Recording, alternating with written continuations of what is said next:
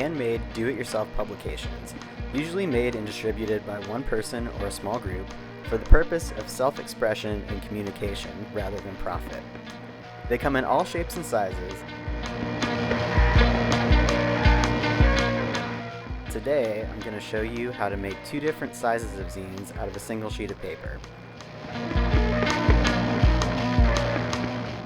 For this lesson, you'll need 2 sheets of paper that are blank on at least one side, and a pair of scissors or another way to cut or tear paper, or you can just use your hands. Now that we've got everything we need, let's do a zine that is 1/8 the size of the piece of paper. So I have this piece of paper, it's got some clouds on one side, it's plain on the other. Your paper can be literally any kind of paper, but you're going to want it to be plain on at least one side. So since I want the white side to be out so I can write on that, I'm going to have the clouds on the inside as a special surprise. So we're going to start by making a fold this way. I think some art teachers call this hamburger style, or veggie burger style, I guess. And then we're going to fold it again into fourths. And then we're going to fold it one more time into eighths. And this is right now just for us to get the creases, because we're going to need those lines to help us with our cutting in a minute. So this fold doesn't really make too much of a difference, but you're going to want it to be as small as this.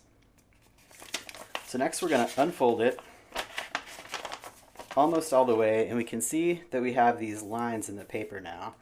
And so we want the open side to be up, and then we're going to take our scissors, and we're going to find that line in the middle, and we're going to cut right on that line, but only up to the middle of the page. We don't want to go all the way through, because then we just end up with 2 pieces of paper. So then we have a piece of paper like this, and you can make a paper puppet, I guess, if you are into that.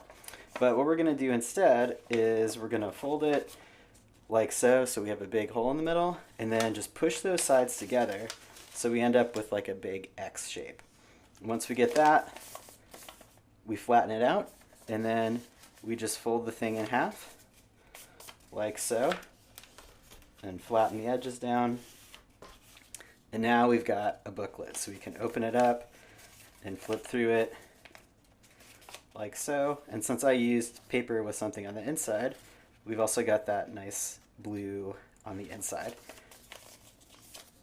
Ta-da!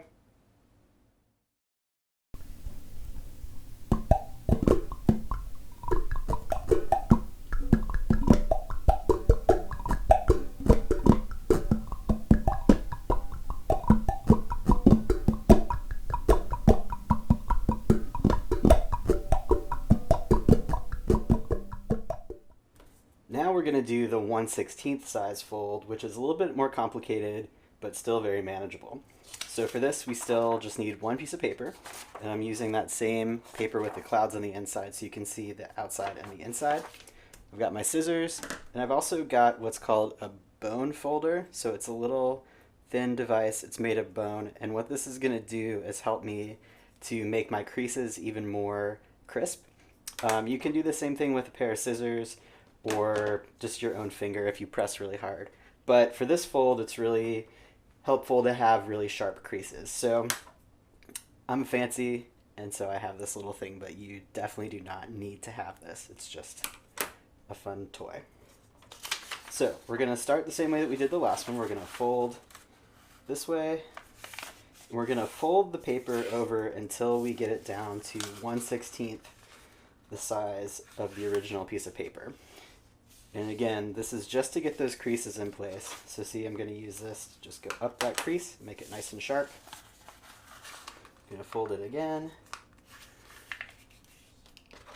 And especially when the paper gets thicker, the folding tool comes in handy a lot. And again, you can use a pair of scissors for this if you don't have fancy tools. Cool, so this is the size that we used for the last one.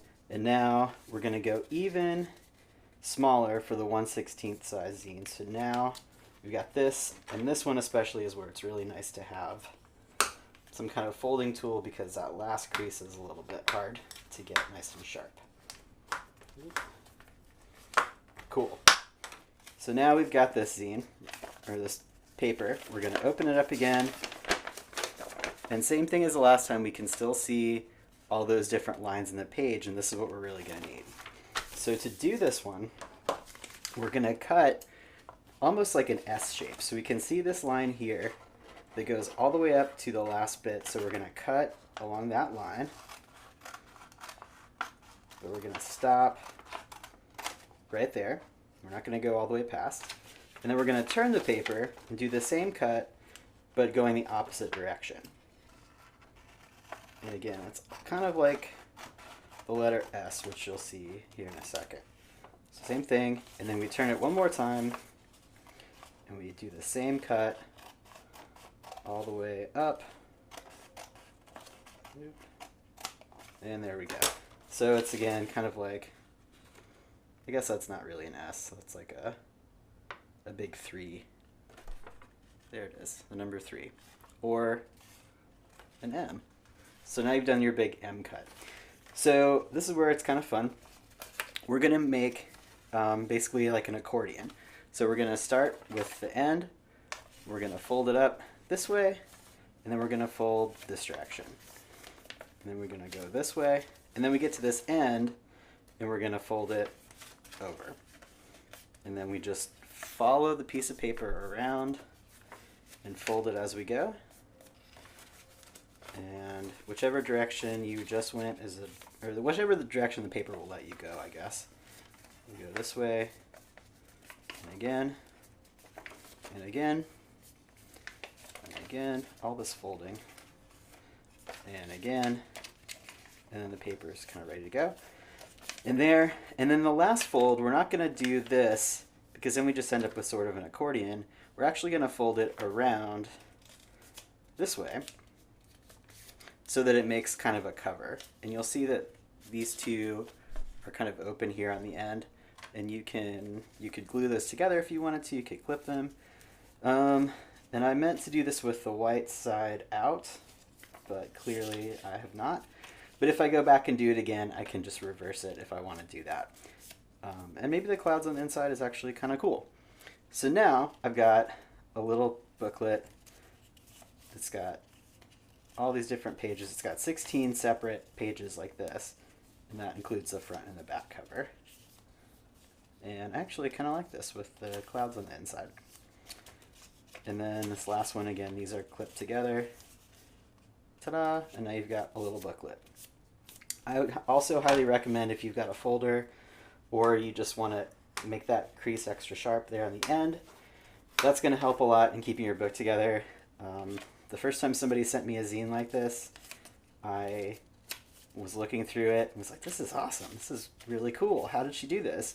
And I took it apart, and then it took me a really long time to get it back together. So if you have it clipped, then it doesn't fall apart so easily on someone else. Ta-da!